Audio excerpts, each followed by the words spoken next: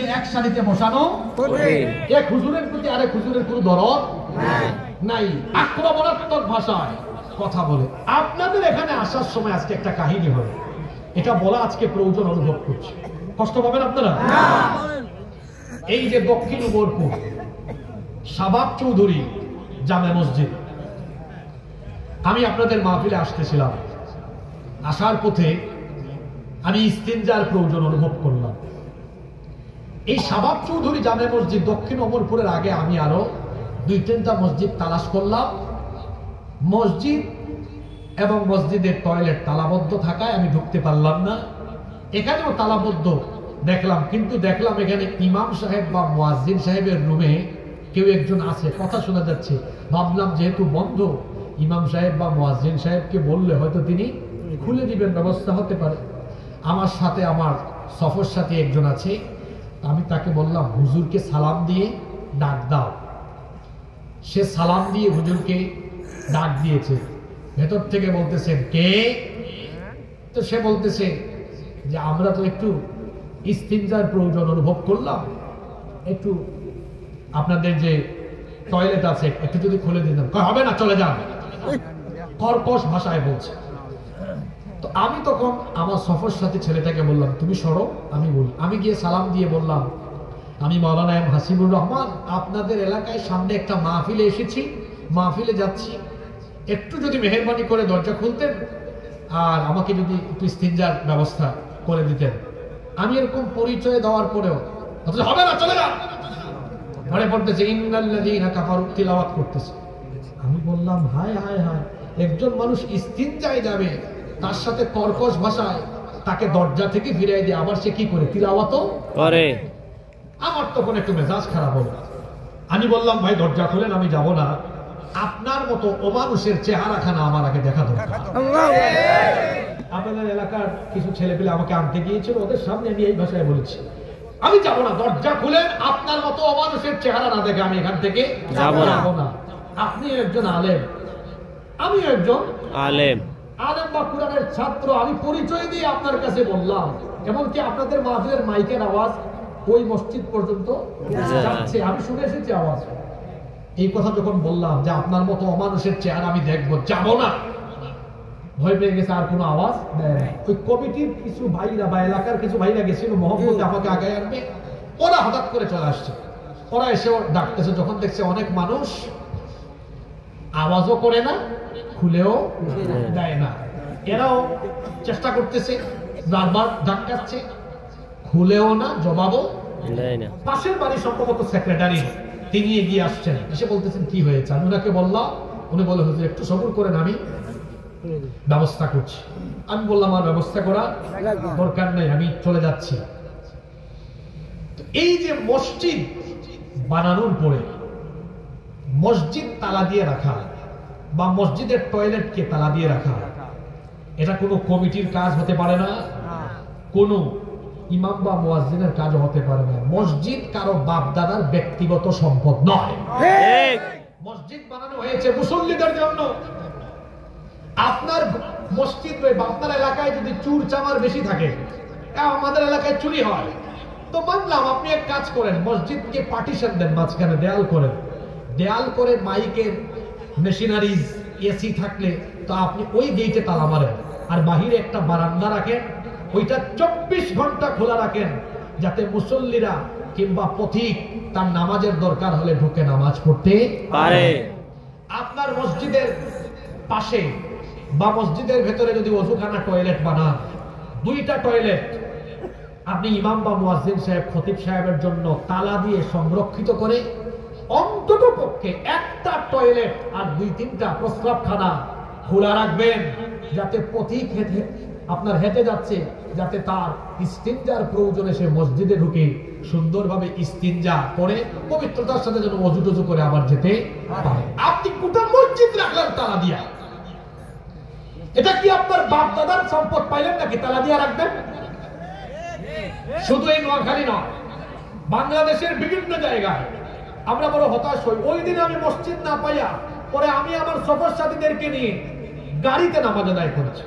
এমন সময় হয় যে আমরা সফরে আছি, জ্যাম, আজান ওই টাইমে হয়েছে, আজান দেওয়ার 15 মিনিট পরে কি হয়? জামাত হয়ে যায়। মসজিদে ঢুকে জামাত আদায় করতে পারি নাই, কারণ জ্যামে আটকে গিয়েছে। তখন আমরা একটু সামনে যাই, মসজিদ পাই, বলি ভাই একটু দাঁড়ান, ড্রাইভারকে বলি দাঁড়ান একটু নামাজ আদায় করি। ঢোকার পরে দেখা যায় ইস্তিনজা বন্ধ, মসজিদ বন্ধ। ওই দিন আমরা বাধ্য হয়ে পরবর্তীতে গাড়ির ভেতরে নামাজ আদায় করতে হয়েছে। যেদিকে যাই খালি মসজিদ বন্ধ, তালা দেওয়া। মসজিদকে কখনো তালা দিয়ে রাখবেন না। এটাও যদি আপনাদের মসজিদ হয়, এই মসজিদের বারান্দাটুকু 24 ঘন্টা খোলা রাখবেন। টয়লেট, প্রস্তাবখানা খোলা রাখবেন, যাতে করে পথিক হেঁটে যাওয়ার সময় তার ইস্তিনজার প্রয়োজন অনুভব করলে যেতে পারে। আরো মুশকিলে পড়বেন বাংলাদেশে। আপনারা যদি স্ত্রী সন্তান বা ঘরের নারীদেরকে নিয়ে বের হন, দেখবেন মাঝে মাঝে এমন হয়, ফ্যামিলি নিয়ে বের হলে, পরিবার নিয়ে বের হলে, যদি আপনার ঘরে কোনো নারী বলে একটু টয়লেটে যাওয়ার দরকার, মহা মুসিবত। এই জন্য আমি প্রায় জায়গায় বলি, বাংলাদেশের প্রতিটা মসজিদে পুরুষের পাশাপাশি আলাদা জায়গায় নারীদের জন্য টয়লেট থাকা দরকার। অন্তত নামাজের ব্যবস্থা যদি করতে নাও পারেন, টয়লেটের ব্যবস্থা করেন, যাতে মা বোনরা অন্তত পক্ষে এই সুযোগটুকু পায়। তো বলছিলাম আলেমে আলেমে বিভেদ, ওই কথা থেকে এই জায়গাটা টান দিলাম যে দেখেন সে কেমন হুজুর। চিন্তা করেছেন? হ্যাঁ, হুজুর তো দূরের কথা, ও তো মানুষ নয়, ও মানুষ তুমি তো মানুষ। শয়তান যদি মাইকের আওয়াজ তার কানে দেয়, আমি বললাম তাকে, ও তো হুজুর হওয়া দূরের কথা, ও তো মানুষও হতে পারে না। শয়তান ওই মসজিদে যদি আমি তার জায়গায় থাকতাম, আলেম বাদ দেন, একজন হিন্দুও যদি এসে বলতো আমি হিন্দু, আমি একটু ইস্তিনজায় যাবো, টয়লেটে যাবো, আমি দিয়ে দিতাম। কোনো অসুবিধা আছে না। তো বলছিলাম আজ আমাদের হুজুরদের বিভেদ, অনৈক্যের কারণে আমরা দিন দিন দুর্বল হচ্ছি। 5ই আগস্টের পরে আমি ভেবেছিলাম বাংলাদেশে নতুন সূর্যোদয় হবে, নতুন একটি সুযোগ, হয়তো আলেমরা এই সুযোগকে কাজে লাগাবেন। কারণ এই দেশের মানুষ চুরি ডাকাতি লুটপাট দুর্নীতি দেখতে দেখতে বিরক্ত হয়ে গিয়েছে। মানুষ এখন চুরি ডাকাতি দুর্নীতির পরিবর্তে মানুষ এখন আলেম উলামা আর ইসলামপন্থীদের নেতৃত্বে কোরআনের বাংলাদেশ দেখতে চায়। এজন্য তো আলেম উলামাদেরকে এগিয়ে আসতে হবে, অনৈক্য দলাদলি বাদ দিতে হবে। কিসের কওমি আর কিসের আলিয়া? যিনি কওমি মাদ্রাসায় থাকেন তিনি আমার ভাই, যিনি আলিয়া মাদ্রাসার তিনিও আমার ভাই।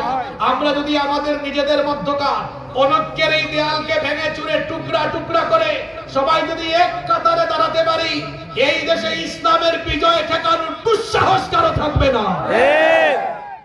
এজন্য আসুন ঐক্যবদ্ধ হই, কারণ ঐক্যবদ্ধ হলে আমাদের শক্তি বাড়বে না কমবে? বাড়বে। কেন আমরা অনৈক্যের মধ্যে থাকবো? আমরা অনৈক্যে দলাদলিতে থাকলে খুশি কে? শয়তান। জোরে বলেন শয়তান। আর আমরা ঐক্যবদ্ধ থাকলে বেজার কে? শয়তান। শয়তান। আমরা শয়তানকে খুশি করব না বেজার করব? আমরা ঐক্যে ডুবে থাকবো না। কারণ আমাদের রব কয়জন? একজন। রাসূল কয়জন? একজন। কিতাব কয়টা? একটা। আমাদের প্রভু এক, একে নবীর উম্মত, জীবন বিধানে ওই শিবানী কোরআন। আমাদের প্রভু এক, একে নবীর উম্মত, জীবন বিধানে ওই শিবানী কোরআন। তবে কেন এক নও হে মুসলমান, এক হও এক হও করিয়া বাত। আল্লাহ আমাদেরকে ঐক্যবদ্ধ হওয়ার তৌফিক দেন, আমিন। নাম্বার 3, মামুনরা ওয়েট করতেছে, হুজুর আমাদেরকে কিছু বলে না কেন? মামুনরা এবং আপনাদের উদ্দেশ্য আজকে কথা আছে, এই পয়েন্ট বলবো। 3 নাম্বার, নগ্নতা, উলঙ্গপনা, বেপরদায় মত্ত থাকা, এটা শয়তানি কাজ। কি কাজ? শয়তানি কাজ। শয়তান মানুষকে কাপড় চোপড় পরিহিত পর্দায় দেখতে চায় না, কারণ শয়তানের কাজই হলো শরীর থেকে পোশাক আশাক খুলে ফেলা। সে এই কাজ দুনিয়াতে আসার আগে আরম্ভ করেছে। কথা শুনতেছেন? মানুষের শরীর থেকে কাপড় খুলে মানুষকে উলঙ্গ বানানোর কাজ শয়তান দুনিয়াতে আসার পরে শুরু করেছে না আগে? আগে। আগে না পরে? আগে। বলেন হুজুর আগে শুরু করছে কেমনে? আবার আসেন আল্লাহর কোরআন থেকে আপনাকে আমি দলিল দিই। আল্লাহ যখন আমাদের বাপ মা আদম এবং হাওয়া আলাইহিস সালাম দুইজনকে জান্নাতে রেখে দিলেন, আল্লাহ বললেন ওই নিষিদ্ধ গাছের কাছে যেও না, যদি যাও ফাতাকুনা মিনাল যালিমিন, জালিমদের অন্তর্ভুক্ত হয়ে যাবে। ইবলিস তো জান্নাত থেকে বের হয়ে প্রতিজ্ঞা করেছিল যেভাবেই হোক আমি মানুষকে ধোঁকা দিব। তার এই মিশন বাস্তবায়নের কাজ সর্বপ্রথম আরম্ভ করেছিল আমাদের বাপ আদম আলাইহিস সালাম আর আমাদের মা হাওয়া আলাইহিস সালামকে ধোঁকা দেওয়ার মাধ্যমে। সে গিয়ে বলল, শোনো আল্লাহ তাআলা তোমাদেরকে এজন্য ওই গাছের কাছে যেতে নিষেধ করেছেন। তোমরা যদি ওই গাছের কাছে যাও তাহলে তোমরা জান্নাতের চিরস্থায়ী বাসিন্দা হয়ে যাবে। এই জন্য আল্লাহ তোমাদেরকে সেখানে যেতে নিষেধ করেছেন। শয়তান আমাদের বাপ এবং মা দুইজনকে ওয়াসওয়াসা দিয়ে ধোঁকা দিয়ে ওই নিষিদ্ধ গাছের কাছে যখন নিয়ে গেল, এই ফিতনায় যখন শয়তান তাদেরকে ফেলে দিল, নিষিদ্ধ গাছের কাছে যাওয়া মাত্রই তাদের শরীর থেকে তখন কাপড় চোপড় খুলে গেল। উভয়ই তখন তারা তাদের লজ্জাস্থান দেখে ফেললেন। জান্নাতের গাছের পাতা দিয়ে তারা তাদের লজ্জাস্থান ঢাকতে লাগলেন।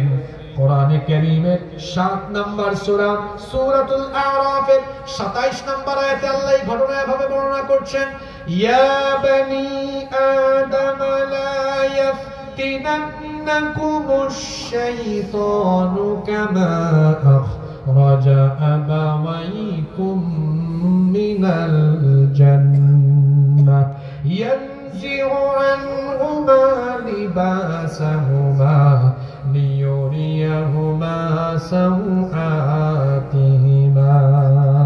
আল্লাহ তাআলা বলছেন, হে আদম সন্তান, হে বনি আদম, তোমাদেরকে শয়তান যেন ফিতনায় ফেলতে না পারে। যেভাবে শয়তান ফিতনায় ফেলেছিল তোমাদের বাপ আদম আলাইহিস সালাম আর তোমাদের মা হাওয়া আলাইহিস সালামকে, সে তাদের দুইজনকে ফিতনায় ফেলে জান্নাত থেকে তাদেরকেও বের করার ব্যবস্থা করেছিল। উভয়কে ধোঁকা দিয়ে সে যখন ওই নিষিদ্ধ গাছের কাছে নিয়ে গেল, তাদের উভয়ের শরীর থেকে কাপড় খুলে গেল। উভয়ের লজ্জাস্থান দেখে ফেললেন। তখন তারা জান্নাতের গাছের পাতা দিয়ে লজ্জাস্থান ঢাকতে লাগলেন। আল্লাহ তখন বললেন, আমি কি তোমাদেরকে এই নিষিদ্ধ গাছের কাছে যেতে নিষেধ করি নাই? তারপরেও শয়তানের ধোঁকায় তোমরা এই নিষিদ্ধ গাছের কাছে গেলে। সুতরাং বেপরদা হওয়ার, সুতরাং আমার হুকুম অমান্য করার কারণে আমি তোমাদেরকে জান্নাত থেকে বের করে দিলাম। শয়তান যেমন আমাদের বাপ মা দুইজনকে বেপরদা বানায়া শরীর থেকে কাপড় চোপড় খোলায়া জান্নাত থেকে বের করার ব্যবস্থা করেছে, শয়তান ঠিক একই মিশন আমাদের উপরে বাস্তবায়ন করতে চায়। সেও ঠিক এমনি ভাবে আমার আপনার সমাজ থেকে, নারীদের শরীর থেকে বুরখা পর্দা একেবারে খুলে দিয়ে বেপরদা বানায়া গোটা জাতিকে পর্দাহীন বানায়া আমাদেরকে সে জাহান্নামে নিতে চায়। আর আমরা শয়তানের সেই খপ্পরে পা দিয়েছি। দেখেন না, শয়তানের মুরিদরা, আগেই তো বলেছি শয়তান তো মানুষের ভেতরেও আছে। শয়তান তাদেরকে খেলা হতে দিয়েছে। যাদেরকে শয়তান মুরিদ বানিয়েছে এদের মাথায় শয়তান ওয়াসওয়াসা ঢুকিয়ে দিয়েছে, তোরা নারীদের জন্য এরকম এরকম পোশাক বানা। আগে তো ছিল পাখি, তারপর কি কি ড্রেস জানে ছিল, এখন তো আরো নতুন নতুন আসছে, দেবদাস, সারারা, গাড়ারা, এরকম কি কি হাবিজাবি ড্রেস আসছে না, আসছে। এগুলো পরে পরে ঘর থেকে বের হয়। মা বোনরা যারা মহিলা প্যান্ডেল থেকে শুনছেন, আমার মা বোনদেরকে বলছি, আল্লাহ তাআলা বলছেন, ওয়ালা তাবাররাজনা তাবাররুজাল জাহিলিয়াতিল উলা। নারীরা জাহিলি যুগের নারীদের মতো ঘর থেকে বের হয় না। প্রশ্ন হতে পারে, জাহিলি যুগের নারীরা ঘর থেকে কিভাবে বের হতো? তাফসীরের কিতাবগুলোতে এই আয়াতের ব্যাখ্যা এসেছে, জাহিলি যুগের নারীরা বক্ষদেশ খোলা রেখে হালকা পাতলা কাপড় পরে ওড়না ছাড়া বের হতো। তাদের শরীরের বিভিন্ন সেনসিটিভ অংশ বোঝা যেত। আল্লাহ তাআলা নিষেধ করেছেন এইভাবে করে ঘর থেকে বের হয় না। আল্লাহ তাআলা বলছেন, বরং নারীরা মাথার উপর থেকে এমন একটা চাদর, এমন একটা বড় চাদর ঢেলে দাও যাতে করে একেবারে নিকাব হয়ে বক্ষদেশ পর্যন্ত আবৃত হয়ে যায়। বুরখা এবং পর্দার বিধান এগুলো কি হুজুরদের না আল্লাহর? আমরা যখন পর্দার কথা বলি তখন বাংলাদেশে এক শ্রেণীর সুশীল আছে, এরা তখন বলে এই মোল্লারা পর্দার কথা বলে নারীদেরকে ঘর বন্দি করে নারী উন্নতিতে বাধা দিচ্ছে। আমিও তখন বলি, শেয়াল সে তো মুরগির স্বাধীনতা চাইবে। একটা ঘটনা মনে পড়লো, ঘটনাটা বলবো। একবার এক মুরগির খামারের পাশ দিয়ে শেয়াল যাচ্ছে। এখন খামারি মুরগির খামারের চতুর্দিকে নেট দিয়েছে, দেয়াল দিয়েছে যাতে মুরগি বাইরে আসতে না। শিয়াল কাছে গিয়ে বলতেছে, হে মুরগি, তোদেরকে দেখে আমার খুব মায়া লাগতেছে রে। মুরগি বলে, মামু আপনার এত খারাপ লাগে কেন? খারাপ লাগবে না, পুরো আমার দিকে তাকায় দেখ, আমি স্বাধীন, আমার কোনো বেড়া নাই, আমার কোনো জেলখানাও, আমি স্বাধীন ভাবে ঘুরে বেড়াই। তোদের মালিক সে বড় খারাপ মানুষ, তোদেরকে আটকায় রাখছে, তোরা স্বাধীন না, পরাধীন। মুরগি একটা বলে, মামু আপনার মতলব তো আমরা বুঝি, আমাদের মালিক যদি আমাদেরকে এই বেড়ার ভিতরে না আটকাইয়া আপনার মতো স্বাধীন বানায় বাইরে ছেড়ে দিত, আপনি তো আমাদের সাথে কথা বলার সুযোগ দিতেন না, আমাদেরকে ধরতেন আর খাইতেন। আমরা যখন পর্দার কথা বলি, ওই শিয়ালের মতো এক গোষ্ঠী আছে, এরা বলে দেখছো, আরে নারীর দিকে তো শেষ করে ফেলছে, বুরখা পড়ায়। তো আমার দেশের নারীরা, মোমেনা নারীরা এবং মুসলমানরা ভালো করেই জানে, স্বাধীন মুরগি যেমন শিয়ালের কাছে নিরাপদ নয়, তেমনি বেপরদা নারীও লুচ্চা বদমাশদের কাছে নিরাপদ নয়। শিয়াল যেমন মুরগির স্বাধীনতা চায়, তেমনি বদমাশ প্রকৃতির লোকেরা নারীদেরকে বেপরদায় রাখতে চায়।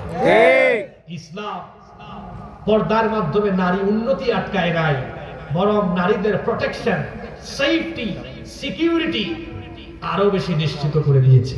ইসলাম নারীর অধিকার প্রতিষ্ঠায় সব সময় ইসলাম কথা বলেছে।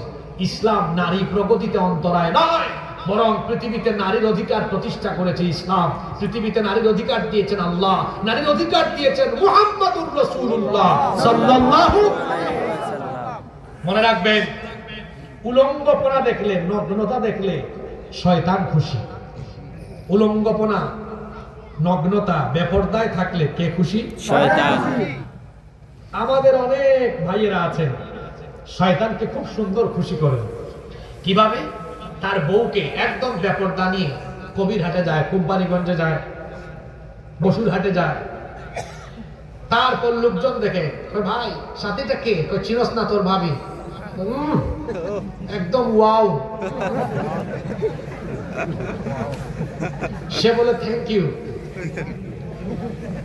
আপনার বউয়ের নাক কেমন, ঠোঁট কেমন, গাল কেমন, হাত কেমন, পা কেমন, আর কিছু বললাম না, সব কেমন, এটা যদি পাবলিক দেখে মজা নেয়, আমি তো বলবো আপনি রুচিহীন, ব্যক্তিত্বহীন এমন এক ব্যক্তি, আপনি পুরুষ নামে কলঙ্ক। আপনার পুরুষত্ব আছে কিনা আমার সন্দেহ আছে।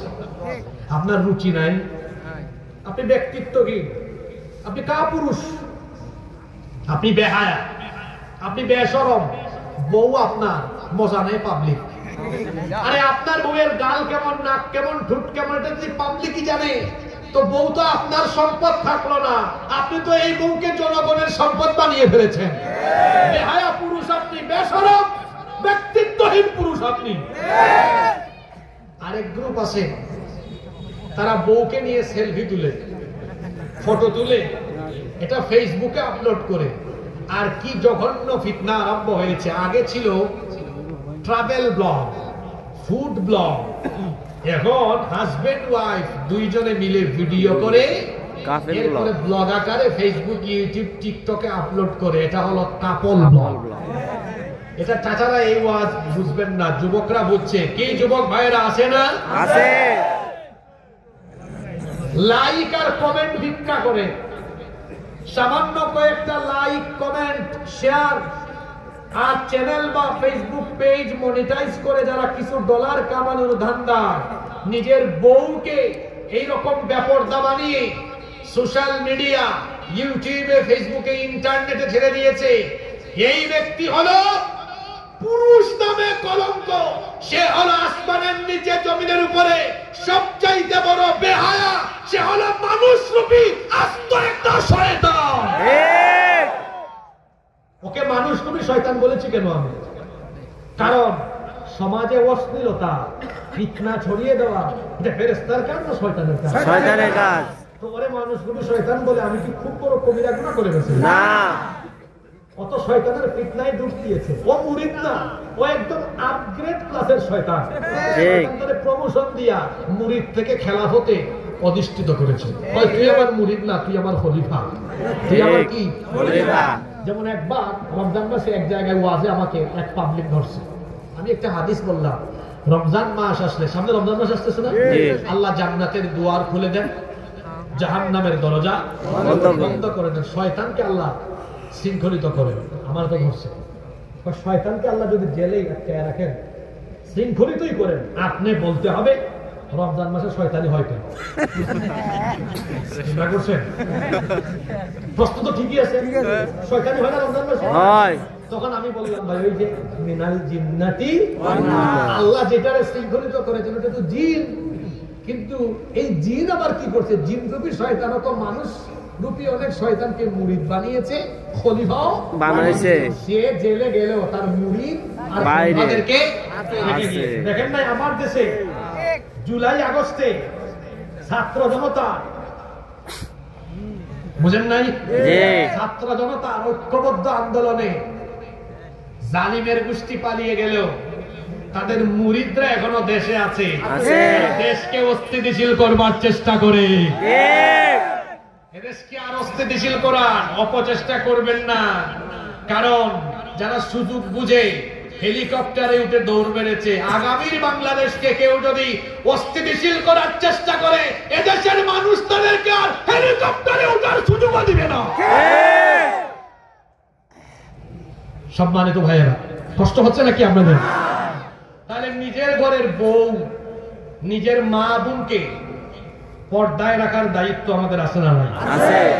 একজন নারী বেপরদা এমনি এমনি হয় না। যে ঘরের পুরুষ অসচেতন, সেই ঘরের নারী বেপরদা হয়। আমার দিকে তাকান যারা বিবাহিত, আপনার বউকে যদি বলেন, প্রথমে একটু আদর করে বলেন, প্রথমে আদর করে বলা দরকার, তাই না? প্রথম করা ঠিক না।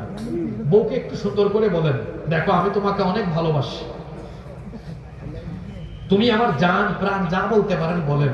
তোমার কেউ যদি দেখে এটা আমার কলিজায় লাগে, দিলে লাগে, আগে শোনেন, ঠিক ঠিক আন্দাজে বুঝলেন। শোনেন, আমি এভাবে কেন বলছি, আমার দিকে তাকান। নারীরা হলো প্রজাপতির মতো। কিসের মতো? প্রজাপতির মতো। প্রজাপতি, তাকে আস্তে ধরলে উড়ে যায়, আর জুড়ে ধরলে মরে যায়। প্রথমে একটু ভালোবাসা দিয়ে বুঝান, সুন্দর করে গিয়ে বলেন, এগুলো রাসূলের সুন্নাত।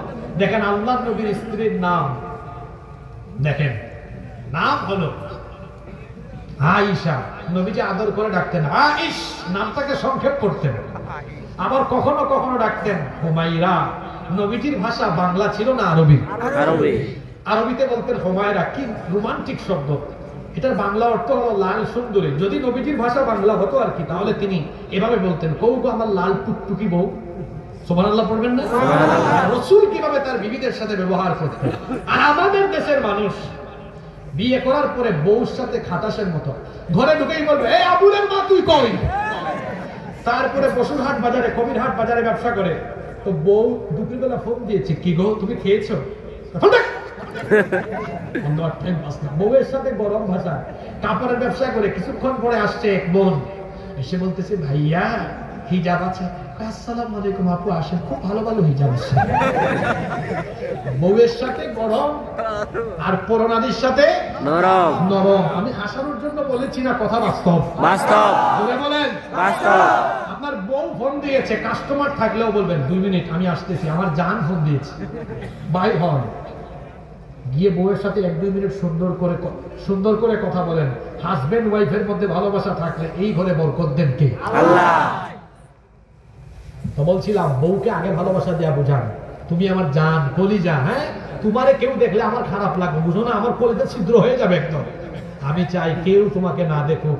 তুমি ঘর থেকে যখন বের হবা, আমি তোমাকে বোরখা কিনে দিব, আমি তোমাকে নিকাব কিনে দিব। আপনি যখন এই লাইনটা বলবেন না, তোমারে কেউ দেখলে আমি পাগল হয়ে যাব, আমার কলিজা ছিদ্র হয়ে যাবে, তাহলে বলে দেখেন, তার এক্সপ্রেশন দেখবেন, পাগল হয়ে যাবে, আপনাকে আরো বেশি ভালোবাসা দিবে। ঠিক কিনা?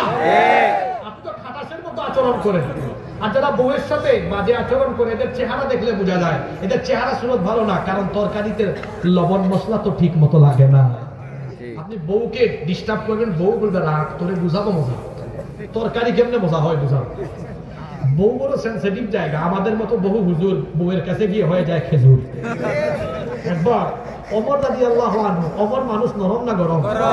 জোরে বলেন নরম না গরম? এক লোক গিয়েছে ওমর রাদিয়াল্লাহু আনহুর কাছে বিচার নিয়ে, রাতের বেলা গেছে, তার ওয়াইফের সাথে একটু কি হয়েছে, ঝামেলা হয়েছে। গিয়ে বাড়ির বাহির থেকে শুনেন ওমর রাদিয়াল্লাহু আনহুর স্ত্রীর সাথে তার কথাবার্তা চলতেছে, উনি আর বিচার দেন নাই, চলে যাচ্ছে। ওমর রাদিয়াল্লাহু আনহু বললেন, এই তুমি চলে যাচ্ছ কেন? আসছিলাম বিচার নিয়ে। তো বিচার দাও, চলে যাচ্ছ কেন? আপনারা কি বিচার দিব? আমি যে মামলার আসামি, আপনি কি মামলার আসামি? কি বলেন, আছে না এরকম? নিজেদের বিবিদের সাথে সুন্দর আচরণ করতেন সকল আম্বিয়া আলাইহিমুস সালাম। প্রথমে বউকে বুঝান, বুঝানোর পরে কিছু আছে আবার একটু ঘাউরা ঘাটতেরা বুঝে না, তখন একটু বলেন, এই খবরদার ঘর থেকে বেপরদা হয়ে বের হবেন। আপনি ঠিক থাকলে বউয়ের ঘরের বউ সে বেপরদা হয়ে বের হতে পারবে? তবে মনে রাখবেন, শাসন আগে নয়, ভালোবাসা আগে। ভালোবাসা দিয়ে শুনে না, একটু গরম হওয়া দরকার আছে না? তবে আমার বিশ্বাস গরম হওয়া লাগবে না। আর এমনিতে তো নোয়াখালীটা আলেম ওলামার দেশ, আর নোয়াখালীর মেয়েরা এমনি ভালো। যদি কেউ এরকম থাকে একটু সুন্দর করে বুঝায় বলবেন, দেখবেন আপনারা আরো বেশি খেদমত করবেন, ঠিক হয়ে যাবে ইনশাআল্লাহ। যে পুরুষ তার ঘরের নারীদেরকে বেপরদায় রাখে, এই পুরুষের নাম হলো দাইয়ুস। এই পুরুষের নাম কি? দাইয়ুস। দাইয়ুস করে যেন আল্লাহর জান্নাতে ঢুকতে পারবে না। এজন্য আমরা আমাদের ঘরের নারীদেরকে পর্দায় রাখবো, পারবো তো ইনশাআল্লাহ? ইনশাআল্লাহ। কষ্ট হচ্ছে নাকি আপনাদের? বাকি দুইটা পয়েন্ট বলে মোনাজাত পর্যন্ত আমাকে সুযোগ দিবেন তো আপনারা? ইনশাআল্লাহ। 4 নাম্বার, জিনা বেবিচারে লিপ্ত হলে শয়তান খুশি হয়, কারণ জিনা বেবিচার হারাম করে দিয়েছেন কে? আল্লাহ। জিনা বেবিচারে মানুষকে আসক্ত করা, এটা হলো শয়তানের একটা অন্যতম মিশন, শয়তানের অন্যতম একটা লক্ষ্য হলো মানুষকে জিনার সাগরে ডুবিয়ে রাখা। আজ জিনা বেবিচার এটা এত বেশি বেড়ে যাচ্ছে, আর বর্তমানে যুবকদেরকে জিনার সাগরে ডুবিয়ে দেওয়ার জন্য চরিত্র বিধ্বংসী সবচেয়ে আকর্ষণীয় চমৎকার উপাদান তাদের হাতেই আছে, সেটার নাম হলো মোবাইল। দেখি আমার নোয়াখালীর ইমানদার ভাইদেরকে দেখি, যারা মিথ্যা বলবে না সত্যই বলবে, দেখি কিছু বীর বাহাদুর সত্য কথা বলেন তো, বর্তমানে যুব সমাজ 24 ঘন্টার মধ্যে মোবাইলে থাকে কত ঘন্টা? এক দুজন বলছে 12 ঘন্টা, আমি বলি একটু এভারেজ 10 থেকে 14 ঘন্টা। ঘুমানোর দোয়া হলো আল্লাহুম্মা বিসমিকা আমুতু, আর যুবকদের ঘুমানোর দোয়া হলো ফেসবুক আর টিকটক। ঘুম থেকে ওঠার দোয়া হলো আলহামদুলিল্লাহিল্লাযী আহইয়ানা বা'দা মা আমাতানা ওয়া ইলাইহিন নুশুর। যুবকদের চোখ খুললেই তাদের দোয়া হলো আমার মোবাইলটা কই, ঠিক না? 14 ঘন্টা যদি 10 থেকে 14 ঘন্টা যদি কারো মোবাইলেই চলে যায়, তো তার দিনের তো বেশিরভাগ সময় এভাবেই নষ্ট হয়ে গেল। যারা স্কুল কলেজে পড়াশোনা করেন, বিশ্ববিদ্যালয়ে পড়াশোনা করেন, আমি তাদেরকে বলছি, ভাই ছাত্র ভাইদেরকে বলছি, এই 10 থেকে 12 ঘন্টা 14 ঘন্টা সময় যদি আপনারা মোবাইলের পেছনে নষ্ট না করে যদি পড়ালেখায় গবেষণায় মনোযোগী হতেন, তাহলে আমার দেশে ঘরে ঘরে বিজ্ঞানী, মনীষী, গবেষকের পয়দা হতো।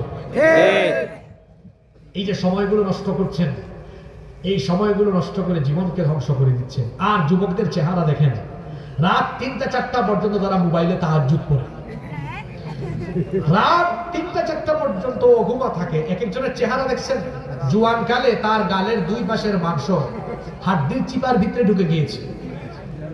তারপরে দিনের বেলা হাঁটে, ফার্মের মুরগি যেমন ঝিমায় ঝিমায় হাঁটে, সেও তোমার ঝিমায় ঝিমায় হাঁটে। যৌবনকালে আপনার চেহারা থেকে লাবণ্য হারিয়ে গেল কেন? চেহারা সুরতের এই অবস্থা কেন? হবেই তো। কত মোবাইলের অপব্যবহার করে রাতের বেলা গুগল শরীফ আর ইউটিউব শরীফে সে নাপাক নাপাক ভিডিও দেখে জিনা ব্যভিচারের সাগরে ডুবে থেকে তার যৌবন চিপায় চাপায় নষ্ট করে। খবরদার, বিবাহ বহির্ভূত হারাম কোন রিলেশনে নিজেকে সম্পৃক্ত করবেন না। বিয়ের আগে ছাত্র থাকাকালীন সময়ে এই যৌবনটাকে আপনি হারাম রিলেশন করে আপনার নিজের যৌবনটাকে, জীবনটাকে নষ্ট করে দিবেন না। আরেকটা জিনিস বলি ভাই, এই যে তোমরা যারা এসএসসি এইচএসসি তে পড়ো, তোমার ক্লাসের মেয়ে বা তোমার চেয়ে 2-3 বছর ছোট ক্লাসের মেয়ে, তার দিকে আন্দাজে চক্ষু দিও না। এটা একটা বাস্তব কথা আগে বলে দিই। সমাজে একটু দেখিও, যারা বিয়ে করে একটা ছেলে চাইতে একটা মেয়ের বয়স কমসে কম 5-6 বছর ব্যবধান থাকে, তুমি তোমার ক্লাসের মেয়ের সাথে ইটিস পিটিস করা চিন্তা কেমনে করো? ওরা তো তুমি পাবা না। তুমি বিয়ে করার আগেই দেখবা ওর 3-4টা বাচ্চা হয়ে গেছে। ঠিক, একেবারে ভেঙে বলে দিলাম। কথাটা বাস্তব না অবাস্তব? বাস্তব। দেখবেন আপনি মাস্টার্সে উঠবেন, রাস্তাঘাটে আপনার ওই এসএসসি এইচএসসি সহপাঠে দেখা হয়েছে, সাথে 3-4টা। কিরে তোর সাথে এগুলা কারা? কই চিনস না, তোর নাতি যাবো। আপনার কিন্তু কখনো বিয়েও হয় নাই। আপনি হুদাই আপনাদেরকে হাসানোর জন্য বলি না, এটা বাস্তবটা কি? বাস্তব না অবাস্তব? বাস্তব। এটার পেছনে ঘুরঘুর করে দেখবেন আপনার ভালো রেজাল্ট শেষ, ক্যারিয়ার শেষ। ভালো ছেলে কখনো মেয়েদের পিছনে ঘুরে না। আমি আমার ছাত্র ভাইদেরকে বলবো, জরিনা সকিনার পিছনে ঘুরঘুর না করে পড়ালেখায় মনোযোগী হয়ে যান।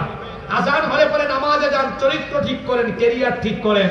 যখন আপনি চরিত্র আর ক্যারিয়ার বিল্ড আপ করবেন, তখন দেখবেন এই নোয়াখালীর সুন্দরী সুন্দরী জরিনা সকিনার বাপ আপনার পিছনে ঘুরবে তার মেয়ে আপনার কাছে বিয়ে দেওয়ার জন্য।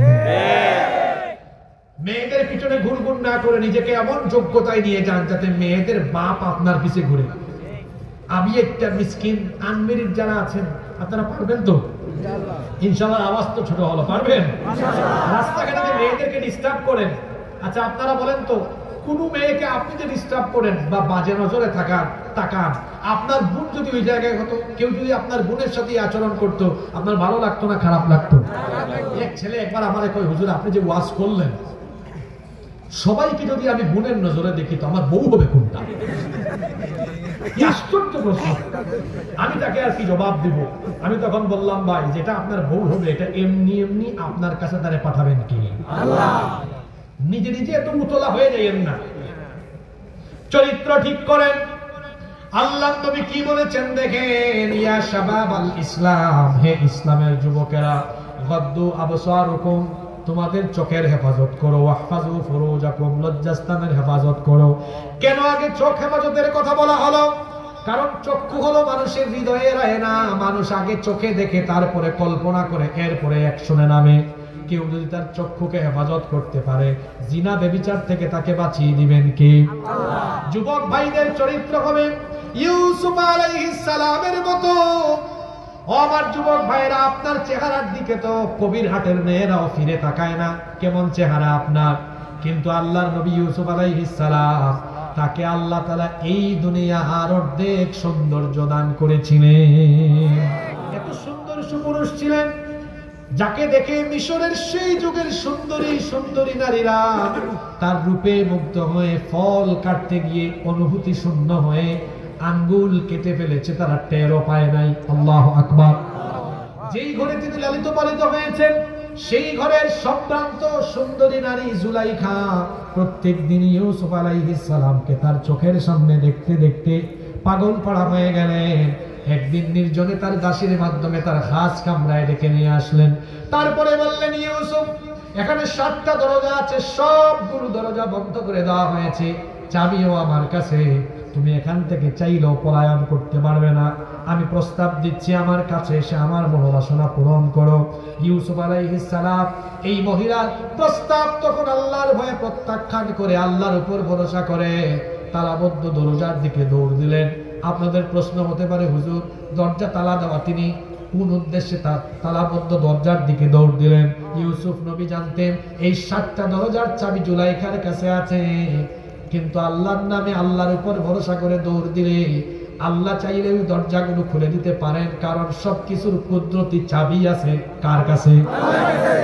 এজন্য তিনি আল্লাহকে ভয় করে আল্লাহর উপর তাওয়াক্কুল করে যখন তালাবদ্ধ দরজার দিকে দৌড় দিলেন, আল্লাহ তাআলা খুশি হয়ে তার কুদরতি চাবি দিয়ে 7টা দরজা তার নবীর জন্য খুলে দিলেন। আমার যুবক ভাইদের চরিত্র হবে এমন, বিবাহ বহির্ভূত কোনো হারাম রিলেশনে আমরা নিজেকে সম্পৃক্ত করে আমাদের যৌবন, আমাদের ক্যারিয়ার, আমাদের জীবন আমরা নষ্ট করব না। জিনা ব্যভিচারের সাগরে ডুব দিয়ে শয়তানের খপ্পরে পড়ে আমরা নিজেদেরকে শয়তানি কাজে লিপ্ত করব না। আমরা সবাই আল্লাহকে ভয় করে আল্লাহর দ্বীনের পথে থেকে চরিত্রবান হব। রাজি আছেন সবাই? আল্লাহ তৌফিক দান করেন। নাম্বার 5 নাম্বার, গান বাজনায় লিপ্ত হওয়া। এটা ভালো মানুষের কাজ না শয়তানি কাজ? গান বাজনা এখন আমাদের সমাজে খুব হর হামেশা বিষয় হয়ে গিয়েছে। দেখবেন বিয়ে বাড়িতে এখন গান বাজনা ছাড়া বিয়ের আয়োজনই হয় না। বিবাহ শাদী তো সামাজিক কোনো অনুষ্ঠান নয়, বরং বিয়ে হলো সামাজিক অনুষ্ঠানের পাশাপাশি একটা সরই ইবাদত। কথা বুঝে থাকলে বলেন, বিয়ে কি শুধু অনুষ্ঠান না ইবাদত? ইবাদতে তো গান বাজনা থাকে না। অনেকে দেখা যায় তার বিয়ে শাদীতে আগের রাতে গায়ে হলুদের নামে গান বাজনা বাজায়া তারপরে গান বাজনা দিয়ে বিয়ে শাদী আরম্ভ করে। ও আমার বাবারা, আমার ভাইয়েরা, গান বাজনার মাধ্যমে আপনার বাড়িতে যেন বিবাহের উদ্বোধন না হয়। কারণ গান বাজনা হলো শয়তানি উপাদান, গান বাজনা হলো শয়তানের হাতিয়ার। বিয়ে হলো পবিত্র জিনিস, গান বাজনা হলো অপবিত্র জিনিস। এজন্য আমিও প্রায় জায়গায় বলি, যে ছেলে আর যে মেয়ে গান বাজনার মাধ্যমে যে ছেলে মেয়েদের দাম্পত্য জীবন শুরু হয়, এদের দাম্পত্য জীবনে ফলাফল হিসেবে যে আওলাদ সন্তানাদি আসবে, এদের সন্তানগুলো এরকম হুক্কুর হুক্কুর আর ঝাঁকানাকা মার্কা সন্তান হবে। আপনাদেরকে একটা চমৎকার তথ্য দিয়ে তারপরে আমরা আস্তে আস্তে শেষের দিকে যাবো। কেউ উঠাউটি করেন না, পরিবেশটা নষ্ট করেন না। শেষের দিকে খুব সুন্দর কিছু কথা আছে, মা বোন এবং আপনারা সবাই শোনেন। মা বোনরা যারা আছেন, আপনারা হলেন দুনিয়ার শ্রেষ্ঠ সম্পদ। একজন নেককার নারী হলেন দুনিয়ার শ্রেষ্ঠ সম্পদ। আল্লাহর নবী কি বলেছেন? আদ-দুনিয়া কুল্লুহা মাতা। ইবনে মাজাহ শরীফের হাদিস, দুনিয়ার সবকিছুই সম্পদ। ওয়া খায়রু মাতা'আদ দুনিয়া আল মারআতুস সালিহা। আর দুনিয়ার সবচাইতে শ্রেষ্ঠ সম্পদ হলো একজন নেককার নারী। সুবহানাল্লাহ। একজন নারী, তিনি তো শুধু নারী নন, একটা প্রজন্মের ধারক এবং বাহক। মা বোনদেরকে বলছি, আপনারা বড় দামি, ইসলামে আপনাদের সম্মান বড় বেশি। আপনাদের পেট থেকেই পয়গম্বরদের জন্ম হয়েছে, আপনাদের পেট থেকে ওলি আউলিয়ার জন্ম হয়েছে, আপনাদের পেট থেকে বুজুর্গদের জন্ম হয়েছে। জন্য আমি বলি, নারী তো শুধু নারী নন, তিনি হলেন সন্তান উৎপাদনের কারখানা। আজকের চিকিৎসা বিজ্ঞান কি বলছে দেখেন। চিকিৎসা বিজ্ঞান বলছে, a child gets hearing before 16 weeks of birth। কথাগুলো শুনে যান, খুব কাজে লাগবে। একটি সন্তান সে যখন মায়ের পেটে থাকে, জন্মের 4 মাস আগে মায়ের পেটে থাকতেই সে শুনতে পায়। সুবহানাল্লাহ। বাড়ি গিয়ে বলবেন। কথা বুঝেন নাই আপনারা? আরো পরিষ্কার করে বলি, পৃথিবীতে আল্লাহর একমাত্র সৃষ্টি মানুষ যারা জন্মের আগে কানে শুনে। জন্মের আগে কানে শুনে। বিড়াল, কুকুর, গরু, ছাগল, সমস্ত পশু পাখি জীবজন্তু এরা জন্মের পরে শুনে, আর মানুষ জন্মের আগে শুনে। কয় মাস আগে? 4 মাস। আরো জোরে বলেন, কয় মাস? 4 মাস। তো মানুষ যদি জন্মের আগেই কানে শুনে, একজন নারীর পেটের ভেতরে সন্তান আছে, যদি এই মহিলা তার পেটের ভেতরে সন্তান নিয়ে তিনি হিন্দি সিরিয়াল, গুগল শরীফ আর ইউটিউব শরীফে গিয়ে আজে বাজে গান শোনেন, আজে বাজে জিনিস দেখেন, শোনেন, তো পেটের ভেতর থেকে সন্তানও তো ওইগুলা শুনবে। এই মহিলার পেট থেকে এই সন্তানও বের হওয়ার পরে দেখবেন ঝাঁকানাকা মার্কা সন্তান হবে। আর এই নারী যদি তার পেটে এই সন্তান নিয়ে নামাজের টাইমে নামাজ, কোরআন তেলাওয়াত, জিকির আজকার করেন, তো সন্তান তো এগুলো পেটের ভেতর থেকেই শুনে।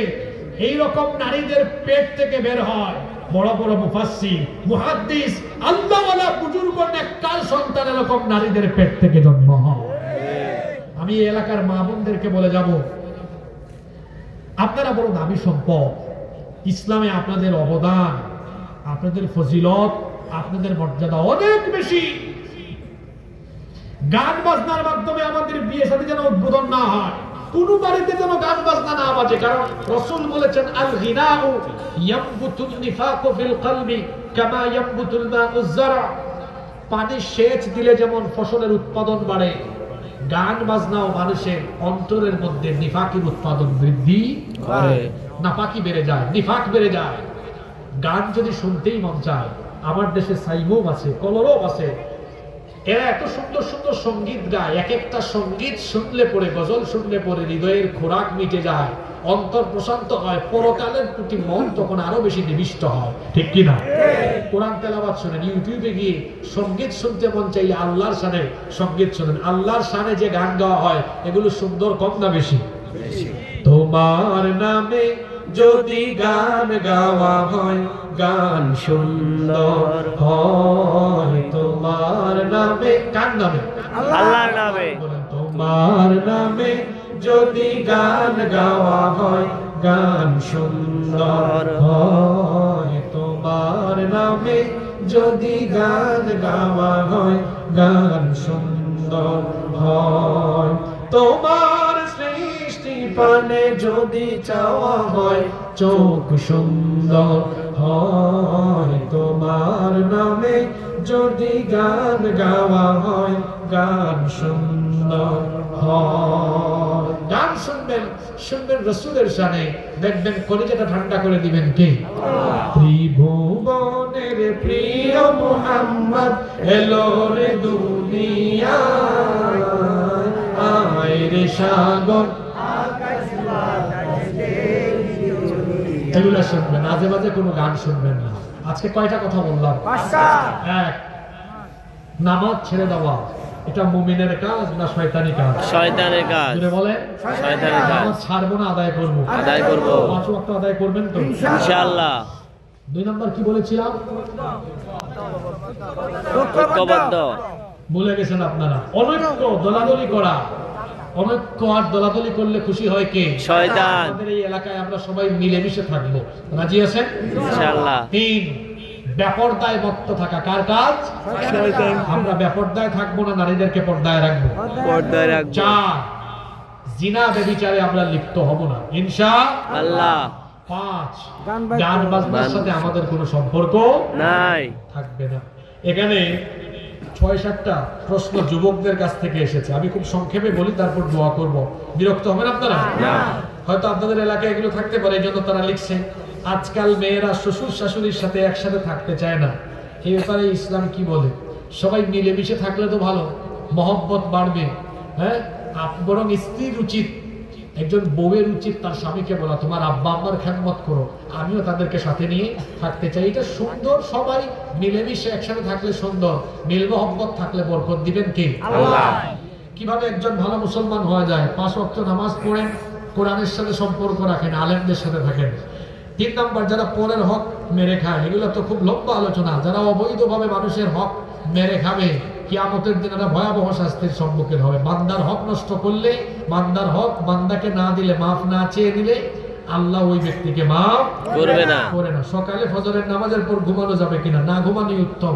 কারণ সকালবেলা যারা তাড়াতাড়ি কাজ আরম্ভ করে, তাদের বরকতের জন্য দোয়া করেছেন মুহাম্মদুর রাসূলুল্লাহ সাল্লাল্লাহু আলাইহি ওয়াসাল্লাম। সকালবেলা ঘুমায় থাকলে রিজিক কমে, বরং সকালবেলা ফজরের পরে কাজ আরম্ভ করলে রিজিকে বরকত দেন কে?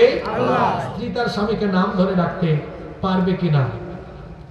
ডাকতে পারবে, কিন্তু আমাদের দেশে নারীরা তো স্ত্রীদেরকে, নারীরা তো স্বামীদেরকে অনেক বেশি সম্মান করে।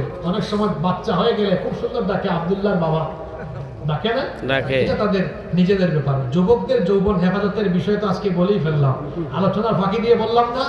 নামাজের টাইমে নামাজ আদায় করেন। যৌবন হেফাজতের জন্য বিবাহ বহির্ভূত হারাম রিলেশন থেকে নিজেকে সেভ করেন। আপনাকে হেফাজত করবেন কি? আল্লাহ। যত কথা বললাম, আল্লাহ আমাদেরকে আমলের তৌফিক দেন। কেউ উঠবেন না। মাহফিল কমিটির সম্মানিত সভাপতি সাহেবের সমাপনী কথা থাকলে আমরা শুনবো, না থাকলে আমরা অনুমতি পেলে। আচ্ছা, ঠিক আছে, সভাপতি সাহেব।